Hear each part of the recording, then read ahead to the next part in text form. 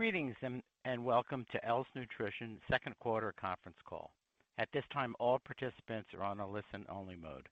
If anyone should require operator assistance during the conference, please press star zero on your telephone keypad. As a reminder, this conference is being recorded. I would now like to turn the conference over to your host, Alexandria Schilt. Thank you. You may begin.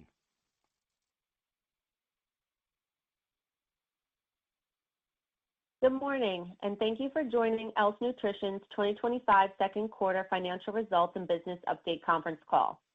On the call with us today is Hamutal Yitzhak, Chief Executive Officer of Else Nutrition. The company issued a press release today containing its 2025 second quarter financial results, which is also posted on the company's website. If you have any questions after the call or would like any additional information about the company, please contact Crescendo Communications at 212-671-1020. The company's management will now provide prepared remarks reviewing the financial and operational results for the second quarter ended June 30th, 2025. Before we get started, we would like to remind everyone that today's call will contain forward-looking statements that are based on current assumptions and subject to risks and uncertainties that could cause actual results to differ materially from those projected, and the company undertakes no obligation to update these statements except as required by law. Information about these risks and uncertainties are included in the company's filings, as well as periodic filings with regulators in Canada and the United States, which you can find on SEDAR and Else Nutrition's website. With that, we will now turn the call over to Hamutal Yitzhak, Chief Executive Officer. Please go ahead, Hamutal. Thank you, Alexandra, and good morning, everyone. The second quarter of 2025 marked steady progress in our transformation journey. Despite continued macroeconomic pressure and funding constraints, we advanced on several critical fronts, including streamlining our operations and our retail distribution, gaining regulatory momentum, and building our pipeline for future cost-efficient, sustainable growth. Before diving deeper, I want to acknowledge the reporting delay. Timely, accurate reporting is central to building investor trust, and while delays were driven by technical and external factors, it does not meet the high standards we set for ourselves.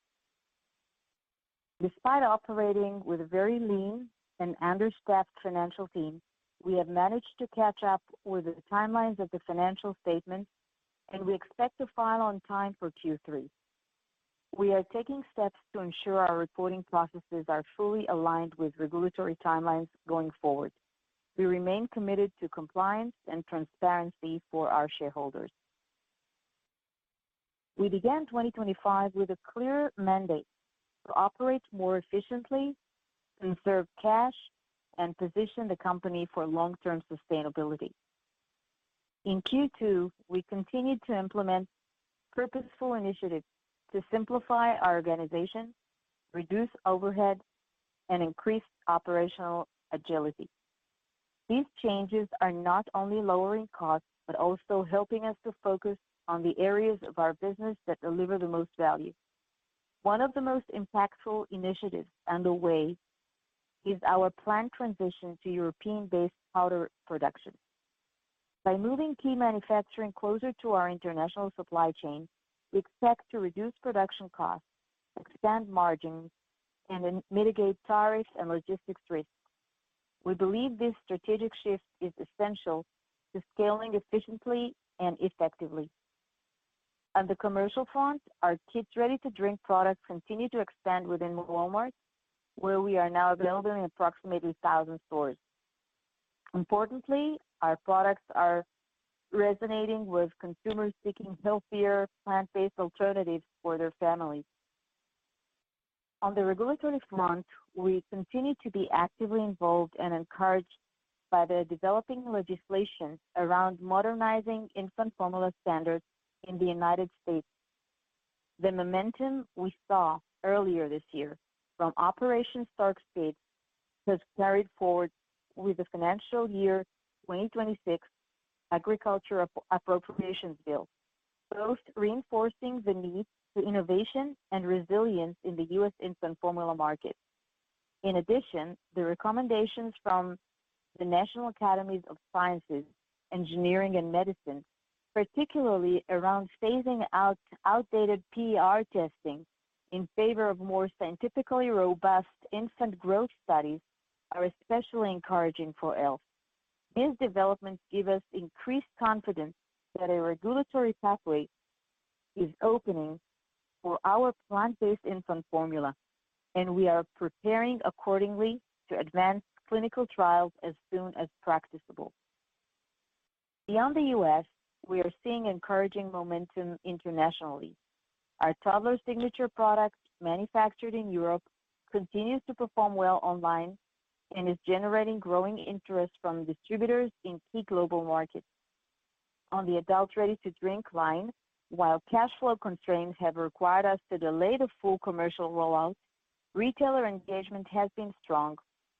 We are confident that when resources allow, this product will represent a meaningful growth lever, particularly in North America and select international markets. At the same time, we are actively engaging in partnership discussions with several large companies that have international operations. These conversations span both commercial distribution opportunities and strategic R&D collaboration. While no agreements are final, we view these discussions as highly encouraging as they validate ELF's brand strength, its unique intellectual property, and the global demand for plant-based infant nutrition. Before reviewing the financial results of Q2, I want to address the revenue decline compared with Q1 25 and discuss some key factors that contributed to this. First, inventory constraints. We lost more than $300,000 in sales due to out-of-stock situations, primarily in cereals, which typically contribute 15 to 20% of our online and retail revenue. Given cash priorities, we were unable to replenish in time, but production is now underway and expected to restore availability this month. Second, normal fluctuations of retail sales. U.S. retail sales were strong in Q1. Q2 reflects a normalization against that peak, a seasonal pattern we also observed last year. We anticipate retail sales to strengthen again in the coming months. And lastly, Canadian market. Out-of-stock conditions across our Canadian product portfolio, again tied to cash priorities, reduced revenue from Canada. We are actively restructuring Canadian operations to build a more profitable and sustainable distribution model and in parallel to avoid out-of-stock situations. Now let me briefly walk you through our financial performance for the second quarter, which is reported in Canadian dollars. Total revenues for the quarter were $1.5 million compared to $2.6 million in the second quarter of 2024, reflecting softer sales in our core categories, mainly due to inventory constraints.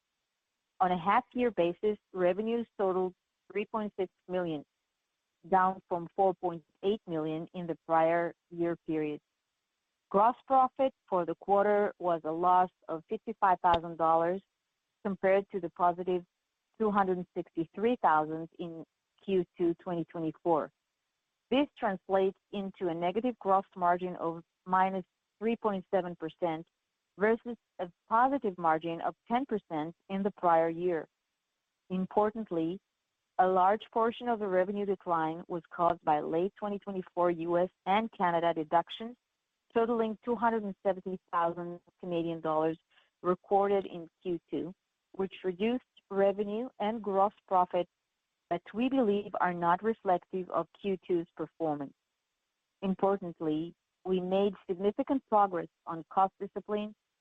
Operating expenses were reduced by almost 60% year over year, falling to $1.3 million from $3.4 million in Q2 2024.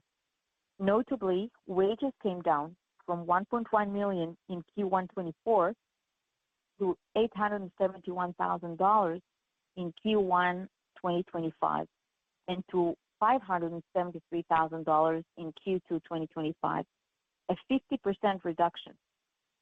In consulting fees, we cut costs by 90% and office and miscellaneous expenses by close to 60%. These efforts contributed to a narrowing of the operating loss, which improved by 55% to $1.4 million from $3.1 million in Q2 24. At the bottom line, non-operating items, including the reevaluation of warrants, convertible loan impacts, and foreign exchange losses, weighed on the results.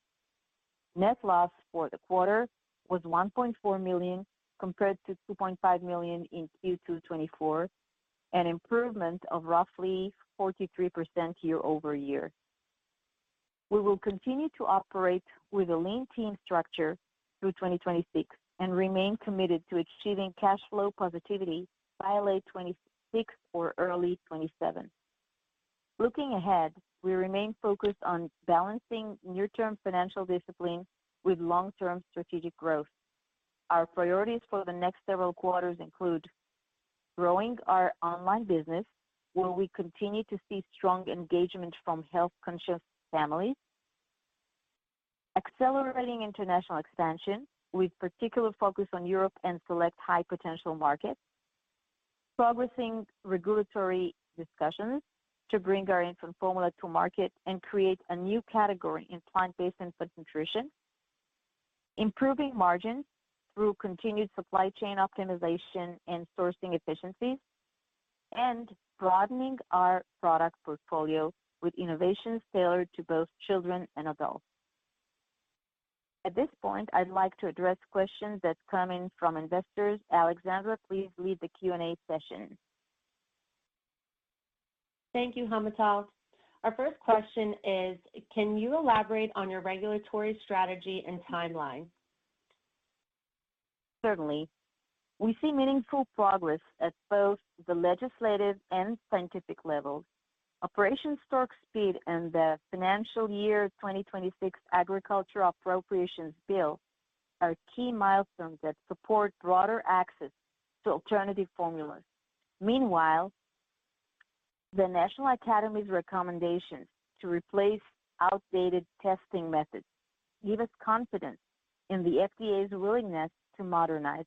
We believe these developments will enable us to advance clinical trials in the near future, a critical step in bringing our infant formula to market. Thank you. Are you exploring M&A or partnerships to accelerate growth? Yes. We continue to evaluate opportunities for strategic collaborations that could expand distribution, enhance our R&D capabilities, and accelerate regulatory approvals. While we remain selective, we are open to partnerships that align with our mission and deliver value to shareholders. Thank you. Our next question, gross margins turned negative in Q2. What drove this and how will you improve them? The negative gross margin of minus 3.7 in Q2 was driven by a combination of lower sales volumes, higher per unit production costs that were based on 2024 production costs as the inventory sold was produced in 24, and on the late US and Canadian reductions that drove revenue down by an additional $270,000. Additionally, some extraordinary cost items in supply chain and distribution weighed on results. Going forward, we are negotiating better supplier terms, improving logistics efficiency, and managing inventory more tightly. We expect margins to recover to positive territory in the quarters ahead. Thank you. When do you expect to achieve positive cash flow? Based on our current trajectory and operational plans, we expect to achieve cash flow break-even between late 26 and early 27. This timeline reflects both the ramp-up in revenue as new distribution channels scale and ongoing cost optimization. Importantly, Every quarter between now and then should show progress toward narrowing losses and improving gross margin. Thank you. With the cease trade order still in effect, how are you addressing regulatory challenges? Upon filing the Q2 25 financials, the BCSC, British Columbia Securities Commission, has lifted the cease trade order on the closing date at trade of September 12, 2025. And we are currently awaiting the Toronto Stock Exchange approval. Thank you, Hamatal. That does conclude our Q&A session. At this point, I'll turn it back over to you for closing remarks. Thank you, Alexandra. In closing, the second quarter reflects the continued progress we are making in transforming ELF into a leaner, stronger, and more focused business. We have stabilized revenues, improved gross margins, and significantly reduced our operating losses, all while positioning ourselves for future growth. We remain deeply grateful to our investors, partners, and customers for their continued confidence and support. We are excited about the road ahead and look forward to sharing further progress in the coming quarters. Thank you for joining today's call. This concludes today's conference. You may disconnect your lines at this time, and we thank you for your participation.